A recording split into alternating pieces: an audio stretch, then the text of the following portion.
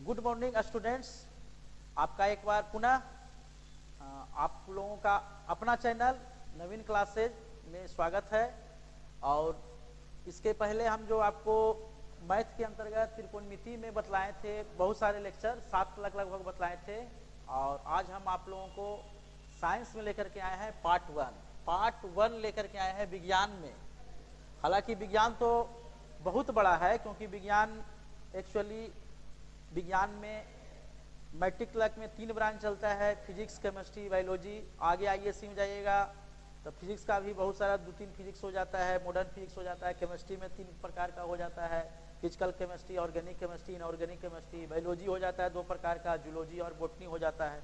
तो मैंने विज्ञान जो ऐसे ये पूरा जो पृथ्वी में जितना भी घटनाएं घट रही है पर्यावरण में, वो विज्ञान पर ही केंद्रित है, विज्ञान पर ही आधारित है। तो विज्ञान का टॉपिक बहुत बड़ा है, गणित से भी ज्यादा स्थान छेकता है विज्ञान टॉपिक के मामले में। तो यहाँ हम पार्ट बाई पार्ट लेकर के हम आएंगे, जो मैट्रिक एग्जाम में कारगर साबित होगा 2023 के विद्यार्थियों के लिए। और जो हम ये टॉपिक बतलाने जा रहे हैं काफी वीवीआई टॉपिक है, मैंने मैट्रिक में एकदम क्वेश्चन इसी से जनरली आता है। तो यहाँ हम जो टॉपिक बतला रहे हैं विज्ञान साइंस में फिजिक्स का ये टॉपिक है।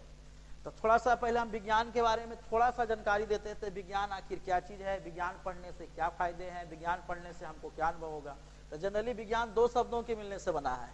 इसका जब हम शब्द का एनालिसिस करेंगे तो ये बना है वी प्लस ज्ञान। तो ज्ञान का मतलब होता है जानकारी, अर्थात नॉलेज।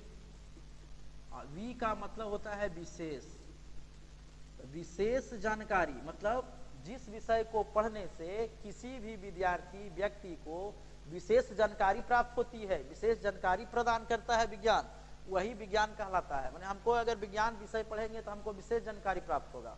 तब कितना विद्यार्थी जो मेरे YouTube चैनल को देख रहे होंगे वो सोच रहे होंगे कि विशेष जानकारी कैसे मिलता है। तब थोड़ा सा हम उदाहरण दे रहे हैं। जैसे सभी व्यक्ति जानते हैं कि यदि हम फिसल वाली जमीन, चिकनाहट वाली जमीन पर चलेंगे, हमारा चप्पल घिसा हुआ रहेगा, हमारा मोटरसाइकिल का टायर घिसा हुआ रहेगा, साइकिल का टायर घिसा हुआ रहेगा, तो मेरा साइकिल गिर जाएगा। मेरा चप्पल घिसा हुआ रहेगा, फिसल वाली जमीन है तो हम गिर जाएंगे। लेकिन जो विज्ञान पढ़े हैं वो तो जानते होंगे कारण कि हम क्यों गिर जाएंगे, मतलब क्यों बल, कौन सा बल हमारे पैर पर नहीं लगा, हमारे चप्पल पर नहीं लगा, टायर पर नहीं लगा, तब गिर जाते हैं। तो उसमें जो विद्यार्थी जानने होंगे उसका सिंपल वे में अभी अपने मन से मेरा जो चैनल देख रहे होंगे बता रहे होंगे सोच करके कि घर्षण बल के कारण। तो देखिए आप विज्ञान पढ़े बचपन में 8th क्लास में, 9th क्लास में, तब ना बतला रहे हैं कि घर्षण बल के कारण सर हम लोग चल रहे थे तो वहाँ फिसल वाली जमीन पर जब चल रहे थे तो घर्षण बल नहीं लगा तो हम लोग गिर गए।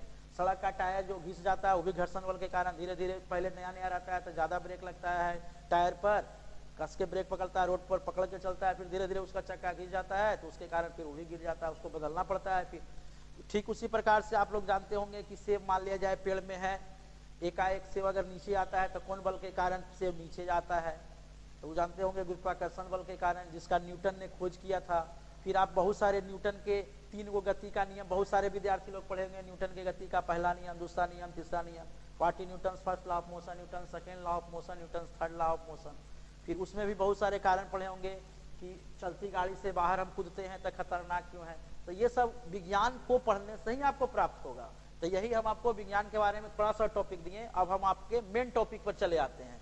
हमको जो पढ़ाना है पार्ट 1 में 10th class, special 10th class के लिए, तो मेरा जो टॉपिक है वो है प्रकाश का परावर्तन। प्रकाश का परावर्तन, प्रकाश का परावर्तन। इसको अगर इंग्लिश में हम बोलेंगे तो प्रकाश का परावर्तन, परावर्तन का इंग्लिश होता है reflection, reflection, reflection of light, reflection of light. तो लेकिन प्रकाश का परावर्तन समझने से पहले आपको छोटा सा प्रकाश के बारे में भी हम बतलाने जा रहे हैं कि प्रकाश आखिर क्या चीज है।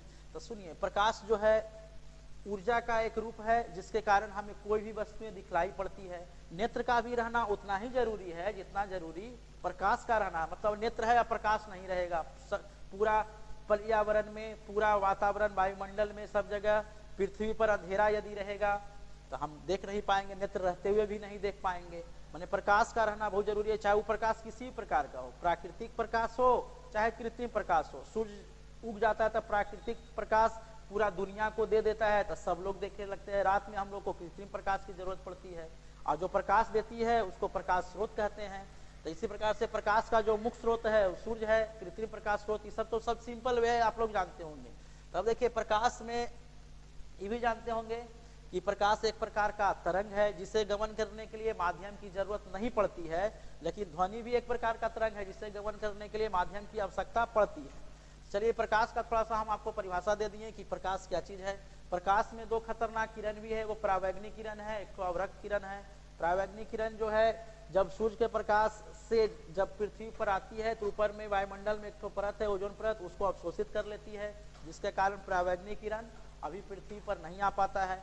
लेकिन धीरे धीरे हम लोग जो आज के जीवन में रेफ्रिजरेटर और फ्रिज कूलर ये सब जो यूज कर रहे हैं तो उससे क्लोरोफ्लोरोकार्बन निकलते हैं जो ओजोन परत को क्या कर दे रहा है, छिद्र कर दे रहा है, जिसके कारण परावैंगनिक किरण और अवरक्त किरण ज्यादा मात्रा में पहुंच रहा है, जिसके कारण ग्लोबल वार्मिंग उत्पन्न भी हो रहा है। ये सब घटनाएं भी उत्पन्न हो रही है, कार्बन डाइऑक्साइड की मात्रा काफी बढ़ते जा रही है।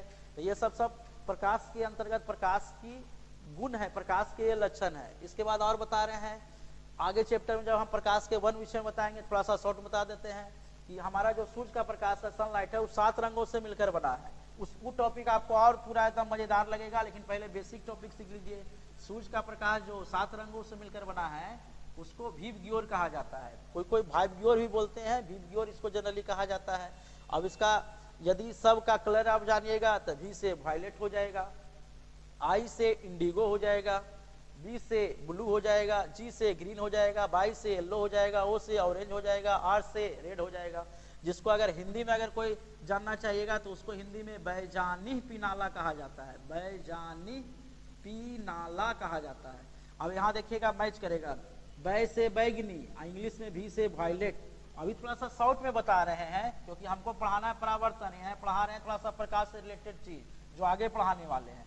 आई से होता है इंडिगो, जिसको जा से जामुनी कहा जाता है, बी से होता है ब्लू, जिसको नी से नीला कहा जाता है। चलिए इधर तीर का निशान निकाल देते हैं। आई से इंडिगो जामुनी, जी से होता है ग्रीन, ह से हरा हो जाएगा, बाई से येलो, पी से पीला हो जाएगा, ना से नारंगी, ओ से ऑरेंज हो जाएगा, आर से रेड, अल्लाह से लाल हो जाएगा। ये सूर्य के प्रकाश। अब इससे भी क्वेश्चन कभी कभी एग्जाम में देता है कि सूर्य के प्रकाश में कौन बीच में रंग होता है, तो ये हरा होता है। क्योंकि आप माध्यिका मीडियन पढ़े होंगे मैथ में, तो 3 को इधर से छाड़ दीजिए, 3 को इधर से छाड़ दीजिए, जो बीच में हो जाएगा वो उसका मध्यरंग माध्यिका कहलाएगा। तो यहाँ मध्यरंग हरा है तो हरा हो जाएगा। चलिए तो थोड़ा सा आपको हम बतला दिए। अब थोड़ा सा प्रकाश का परावर्तन क्या चीज होता है उसके बारे में हम आपको बतलाने जा रहे हैं।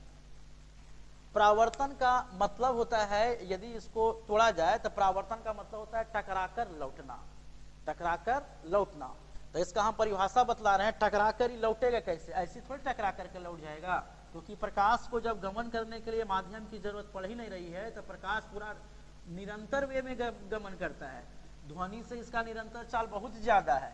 इसी कारण से आप ये भी क्वेश्चन जानते होंगे कि जब मेघ गर्जन होता है तब मेघ गर्जन में प्रकाश पहले दिखलाई पड़ता है लेकिन आवाज बाद में सुनाई पड़ता है। इसका एक कारण और क्या है कि प्रकाश का जो वेग होता है 3 लाख किलोमीटर प्रति सेकेंड होता है। यदि मीटर में अगर बोलिएगा तो 3 गुना 10 पर पावर 8 मीटर प्रति सेकेंड होता है। किलोमीटर में अगर बोलिएगा तो 3 गुना 10 पर पावर 5 किलोमीटर प्रति सेकेंड होता है। और जनरल में अगर बोलिएगा तो 3 लाख किलोमीटर प्रति सेकेंड होता है। अब सोचिए कि 1 सेकेंड में प्रकाश 3 लाख किलोमीटर के वेग से गमन करता है, और तो पर भी प्रकाश को पृथ्वी तक पहुंचने में 8 मिनट 20 सेकेंड, कभी कभी कोई किताब में 16 सेकेंड भी लिखते हैं, लेकिन जनरली 8 मिनट 20 सेकेंड होता है। आप सोच लीजिए कि 1 सेकेंड में प्रकाश 3 लाख किलोमीटर, और तो पर भी सूर्य के प्रकाश को हमारी पृथ्वी तक पहुंचने में 8 मिनट 20 सेकेंड लगता है। तो समझ लीजिए कि सूर्य हमारी पृथ्वी से कितना दूरी पर है। ये सब कारण है। अब देखिए, जबकि ध्वनि का जो रफ्तार होता है मात्र कोई कोई किताब में 332, कोई कोई किताब में 330 देता है, तो लेकिन चलिए 332 ही मान लीजिए, 332 मीटर प्रति सेकेंड। बताइए, ध्वनि का रफ्तार मात्र 1 सेकेंड में 332 मीटर है, ये किलोमीटर में भी नहीं है। इसी कारण से इसका मुख्य कारण यही है कि प्रकाश का वेग ज्यादा होता है, ध्वनि का वेग कम होता है। तो मेघ गर्जन में जब बादल गरजता है तो हमको प्रकाश पहले दिखाई पड़ता है, और हम लोग क्या करते हैं, जब प्रकाश पहले दिखाई पड़ता है तो सब लोग समझ जाता है कि वो अब थंडिंग होने वाला है, बादल कड़क रहा है, हम लोग कानून बंद कर लेते हैं कि आवाज आने वाला है। उसका मुख्य कारण यही है। आशा कर रहे हैं कि आपको यह वीडियो काफी अच्छा लगा होगा, क्योंकि हम पूरा आपको बेसिक से बतला रहे हैं। अब थोड़ा सा प्रकाश का परावर्तन बतला रहे हैं कि कैसे प्रकाश टकराकर लौटता है। तो देखिए प्रकाश का परावर्तन का थोड़ा सा डिफिनीशन पहले हम आपको ना जैसे में बता दे रहे हैं, उसके बाद ना आपको डिफिनीशन भी हम लिखा देंगे। जब प्रकाश चलते चलते कहीं से प्रकाश आ रहा है, चलिए हम मान लेते हैं कि सूर्य से ही प्रकाश आया, यहाँ हम सन का फिगर बना दे रहे हैं। ये देखिए ये आपका सन है, सूर्य है। तो सूर्य से आने वाली जो किरणें होती है वो हमेशा समानांतर होती है। तो यहाँ मान लिया सूर्य है, तो ये किरण दर्पण पर जब पड़ेगी तो ऐसे जाकर के पड़ेगी। तो ये देखिए किरण यहाँ से आ रही है, ये अब ये किरण जब यहाँ से आ रही है तो तीर का निशान आप ऐसे दीजिएगा। तो ये किरण जब यहाँ से आ रही है तो ये इस दर्पण पर पड़ी, ये दर्पण को बोला जाता है समतल दर्पण। इसमें हम आपको क्लियर करके बतावेंगे कि समतल दर्पण, अवतल दर्पण और उत्तल दर्पण हम कहते किसको है। लेकिन पहले अभी स्टार्टिंग मेरा पार्ट 1 टॉपिक है, तो प्रकाश का परावर्तन ही समझाना है। तो इसका परिभाषा होगा, फिगर के अनुसार परिभाषा होगा, जब प्रकाश चलते चलते या चल रहा किसी दूसरे माध्यम की सतह से टकराता है। तो दूसरा माध्यम यहाँ समतल दर्पण जैसी लिखनी है, तो दूसरा माध्यम यहाँ कांच हो गया। कांच माध्यम से टकराया, सतह से जब टकराता है तब पुनः ऊपर में हवा है, वायु है, तब पुनः उसी माध्यम में टकरा कर लौट जाता है, यानी कि दूसरा माध्यम में जाता है। दूसरा माध्यम में जाता है प्रकाश के अपवर्तन में। इसके पार्ट 2 में हम बतावेंगे what is the difference between reflection of light and refraction of light, माने प्रकाश का परावर्तन और प्रकाश का अपवर्तन में क्या अंतर है। प्रकाश का परावर्तन होने के लिए 2 माध्यम का रहना जरूरी नहीं है। या वहां आया, कांच पर पड़ा, टकरा कर लौट गया, तो जिनने से आया और ही टकरा कर लौट जा रहा है, भले उसका दिशा चेंज कर जा रहा है। ये नहीं कि यहाँ आया, यहाँ कांच में पार कर रहा है, ये पार नहीं कर रहा, जबकि अपवर्तन में पार कर जाएगा, थोड़ा सा इसमें ना डेविएट होगा। तो अपन बताएंगे। तो यहाँ देखिए जब प्रकाश चलते चलते, अब यहाँ से पूरा डिटेल में परिभाषा लिखा देंगे, लेकिन पहले फिगर समझिए। जब प्रकाश चलते चलते एक माध्यम से, जब प्रकाश चलते चलते किसी दूसरे माध्यम की सतह से टकराता है तब पुनः उसी माध्यम में लौट जाता है। प्रकाश के इस प्रकार टकराकर लौटने की घटना ही प्रकाश का परावर्तन कहलाती है। इसके बाद हम थोड़ा सा बताएंगे प्रकाश के परावर्तन के नियम, लेकिन पहले ये समझ लीजिए, उसके बाद इसका परिभाषा, उसके बाद प्रकाश के परावर्तन के नियम। इस साल तो मैट्रिक एग्जाम में प्रकाश के परावर्तन का नियम भी दिया है, प्रकाश के अपवर्तन का भी नियम देता है, प्रकाश का वर्ण विक्षेपण भी देता है। ये सब एकदम वीवीआई टॉपिक है मैट्रिक का, एकदम पूरा समझिए कि ये सब समझ लीजिएगा तो एग्जाम में आना ही आना है। तो ये समझ लीजिए। अब इसमें समझना मुख्य चीज क्या चीज है कि प्रावर्तक सतह किसको कहा जाता है। जब परावर्तन हो रहा है तो जहां पर प्रकाश पड़ रहा है उसका ऊपरी सतह प्रावर्तक सतह कहलाता है। तो ये आपका प्रावर्तक सतह हो गया, प्रावर्तक सतह। इंग्लिश में अगर जानना चाहिएगा तो ये रिफ्लेक्टेड सरफेस हो गया, रिफ्लेक्टेड सरफेस लिखना चाह रहिएगा तो नोट भी कर सकते हैं, हम भी लिख देते हैं बोर्ड पर, रिफ्लेक्टेड सरफेस, इसको रिफ्लेक्टेड सरफेस कहा जाता है। ये किरण आ रही है, ये किरण जब आ रही है तो इसको बोला जाता है आपतित किरण, आपतित किरण। इंग्लिश में इसको बोला जाता है इंसिडेंट, इंसिडेंट रे, RAY। ये किरण टकरा करके लौट गई तो इसको बोला जाता है प्रावर्तित किरण, प्रावर्तित किरण, प्रावर्तित किरण। अब इसमें प्रकाश के परावर्तन के नियम में आपतित किरण और परावर्तित किरण के बीच में एक तो अभिलंब खींचा जाता है इस प्रकार से। तो ये ना प्रकाश के परावर्तन का नियम है, ना कि प्रकाश का परावर्तन में ये घटनाएं घटेगी। यहाँ अभिलंब अभी नहीं आएगा, केवल प्रकाश के परावर्तन में 2 चीज ही आएगा। और आशा करते हैं विद्यार्थी ये आपको काफी रोचक लगा होगा। अब इसका हम डिफिनीशन भी बोर्ड पर लिख करके बता देंगे, ताकि कोई विद्यार्थी इसका स्क्रीनशॉट लेना चाहेंगे, कोई विद्यार्थी इसको कॉपी में नोट करना चाहेंगे तो लिख सकते हैं। हालांकि नोट करना चाहिएगा तो हम एक बार बोल देते हैं, फिर बोर्ड पर लिख देंगे। अब बोल लेंगे क्या जी, देखिए जब प्रकाश चलते चलते किसी दूसरे माध्यम की सतह से टकराता है तब पुनः उसी माध्यम में लौट जाता है। प्रकाश के इस प्रकार टकरा कर लौटने की घटना को ही प्रकाश का परावर्तन कहा जाता है। इस प्रकार से आप नोट कर सकते हैं, और इसको आप स्क्रीनशॉट लेना चाहिएगा तो हम बोर्ड पर लिख देते हैं प्रकाश के परावर्तन का परिभाषा भी और प्रकाश के परावर्तन का नियम। इसके बाद थोड़ा सा हम समझाते हैं। चलिए ठीक है विद्यार्थी, तो जैसा कि हम आपको पहले भी बताए थे, लिखा भी दिए थे बोल करके, और ये भी हम आपको बताए थे कि हम आपको फिर बोर्ड पर भी लिखा देंगे। तो जैसा आप परिभाषा या देखिए लिखा हुआ है, फिगर भी देखिए एकदम पूरा बिल्कुल अच्छा तरीके से जो समझाए थे वो भी आपका खींचा हुआ है। इंसिडेंट रे है, इसका भी इंग्लिश में थोड़ा सा लिख देते हैं हम, रिफ्लेक्टेड रे, RAY रे माने किरण होता है। तो हम यहाँ पढ़ा रहे हैं इंसिडेंट रे, आप पढ़िएगा इसको डे बाय डे का मतलब इसको आप प्रतिदिन रोजाना एक बार देख लीजिएगा तो प्रकाश का परावर्तन कभी लाइफ में नहीं भुलाइएगा, जैसा हम आपको फिगर से बतला दिए। तो थोड़ा सा आप इसको ना स्क्रीनशॉट ले लीजिए, पहले हम थोड़ा सा साइड हो जाते हैं, आप स्क्रीनशॉट ले लीजिए। परिभाषा बिल्कुल किताब वाला एकदम नहीं है, मेरा अपना परिभाषा है, किताब से बिल्कुल ही मैच ही नहीं करेगा। स्क्रीनशॉट ले लीजिए इस परिभाषा को, और फिर से हम एक बार फिर से हम आपको रिकॉल कर देते हैं, स्मरण करवा देते हैं, याद करवा देते हैं। आशा कर रहे हैं कि आप स्क्रीनशॉट ले लिए होंगे सब लोग जो मेरा वीडियो यूट्यूब चैनल देख रहे होंगे। अब थोड़ा सा इसको रिकॉल, जब प्रकाश चलते चलते, देखिए यहाँ हम उसको इसके पहले बताए थे कि जब प्रकाश चलते चलते तो यहाँ सन है, यह देखिए आपका सन है। जब प्रकाश चलते चलते यहाँ से चलते चलते यह आया, किसी दूसरे माध्यम की सतह से टकराया, क्या कौन माध्यम की सतह से टकरा रहा है? तो कांच से।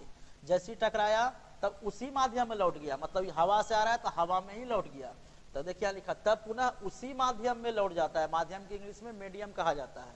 प्रकाश के इस प्रकार टकराकर, अब यहाँ देखिए जब भी प्रकाश पढ़िएगा इसके पहले हम इसके बाद प्रतिबिंबों का निर्धारण भी बतावेंगे, अवतल दर्पण उत्तल दर्पण में। तो तीर के निशान का बहुत रोल है फिजिक्स में, तो तीर का निशान एकदम बहुत ध्यान से देखिएगा। इधर से इधर आ रहा है तो तीर का निशान ऐसे देंगे, इनने से इनने जा रहा है तो तीर का निशान ऐसे देंगे।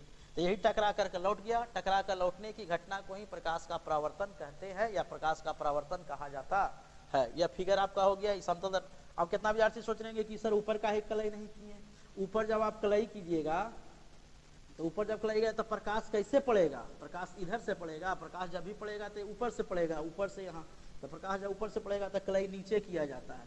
अब प्रकाश को यदि इन्ने से पढ़ाना चाहिएगा तो फिर इधर कलई किया जाता है, क्योंकि कलई जब कर दिया जाएगा तो प्रकाश पड़ेगा कैसे। तो आशा करते हैं कि यह वीडियो काफी अच्छा लगा होगा।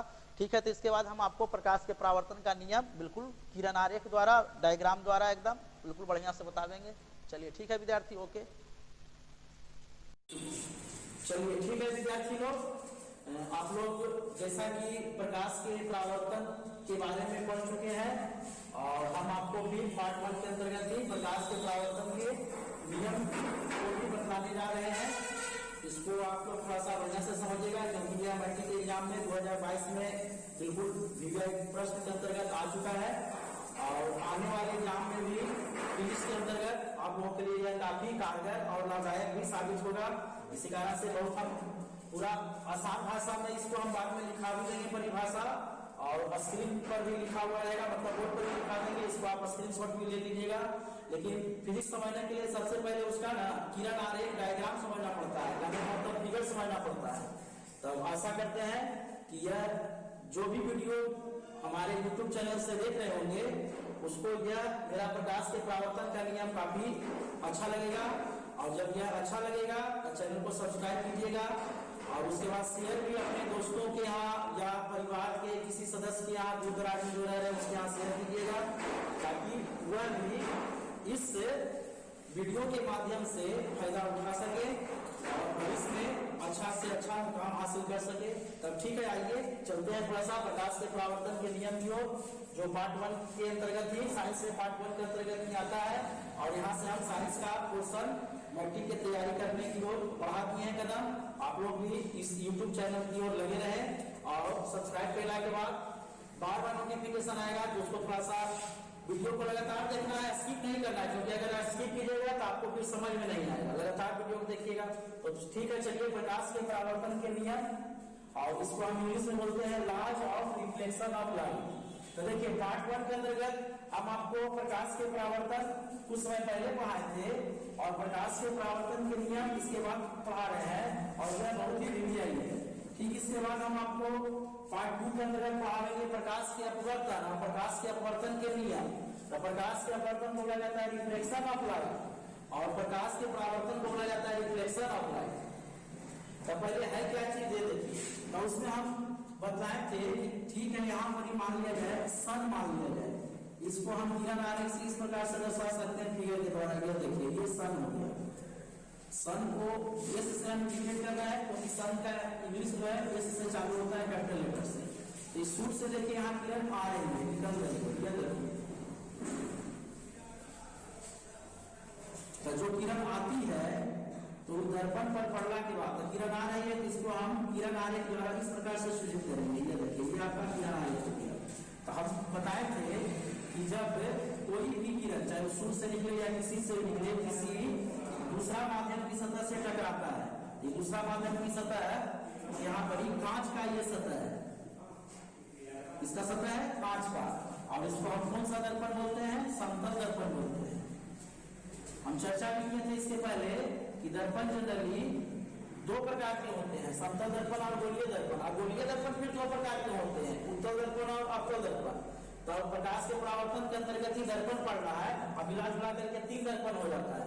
तो बहुत सारे जगह पर विद्यार्थी कंफ्यूज भी कर जाते हैं कि दर्पण लगता है ना 3 प्रकार के होते हैं। नहीं, दर्पण 2 ही प्रकार का होता है, समतल दर्पण और गोलीय दर्पण। और गोलीय दर्पण फिर 2 प्रकार के हो जाते हैं, उत्तल दर्पण और अवतल दर्पण हो जाते हैं। तो ये अभी समतल दर्पण बता रहे हैं कि समतल दर्पण से प्रकाश के परावर्तन के नियम क्या है। ये देखिए, किरण आ रही थी, आते आते दर्पण की सतह पर पड़ी, पड़ने के बाद यह पुनः दूसरे माध्यम में यह रिटर्न हो गई, उसी माध्यम में रिटर्न हो गई, दूसरा माध्यम की सतह से टकराई। तो इसका हम डिफिनेशन भी आपको लिखा दिया है और बोर्ड पर से भी स्क्रीनशॉट लेने के लिए बोल दिए हैं, और आशा करते हैं कि वो सब ले लिए होंगे। क्या कि क्योंकि प्रकाश के परावर्तन के नियम समझने के लिए सबसे पहले आपको प्रकाश का परावर्तन ही समझना जरूरी है। तो आशा करते हैं कि सब आपको भली बात समझ में आ गया होगा। और यहाँ थोड़ा सा प्रकाश के परावर्तन के नियम को समझिए। तो देखिए, ये किरण आ रही है, तो यहाँ दर्पण की सतह पर पड़ी, इसको हम बोलेंगे आपतित किरण। कौन किरण बोलेंगे विद्यार्थी लोग? आपतित किरण। इसका हम इंग्लिश में भी लिखा दिए थे, इसको बोला जाता है इंसिडेंट रे। Incident ray. दर्पण की सतह पर जब ये पड़ी, तब उसी माध्यम में टकरा करके लौट गई, टकरा कर लौटने वाले इस किरण को बोला जाता है परावर्तित किरण। कौन किरण बोला जाता है? परावर्तित किरण। और इसको इंग्लिश में बोला जाता है रिफ्लेक्टेड रे।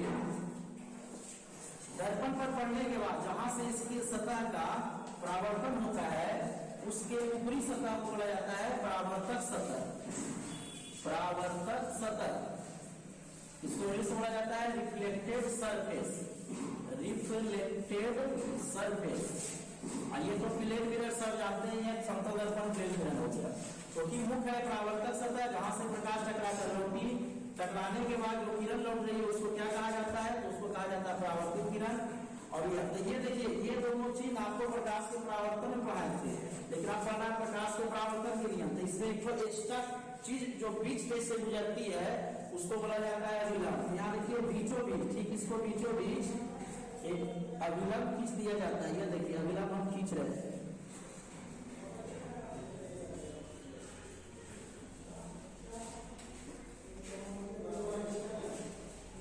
ये देखिए, इसी को बोला जाता है अभिलंब। इसको क्या बोला जाता है विद्यार्थी? अभिलंब। और अभिलंब को इंग्लिश में बोला जाता है नॉर्मल। अभिलंब को इंग्लिश में नॉर्मल बोला जाता है। इंग्लिश अब इस तरह से लिखाते रहे थोड़ा सा, क्योंकि जब आगे चल के आप आईएएस जाइएगा तो वहाँ बहुत सारे टीचर लोग यहाँ भी आईएएस का जब बाद में क्लास लेंगे तो इंग्लिश में जनरली लिखने का प्रयास करेंगे। तो इंग्लिश में थोड़ा सा समझने का प्रयास कीजिए आप भी। अभिलंब को नॉर्मल बोलते हैं, परावर्तित किरण को रिफ्लेक्टेड रे बोलते हैं, आपतित किरण को इंसिडेंट रे करते हैं। अब क्या सा ना प्रकाश के परावर्तन का परिभाषा फिर से हम आपको रिकॉल कर देते हैं, स्मरण करा देते हैं। क्या है?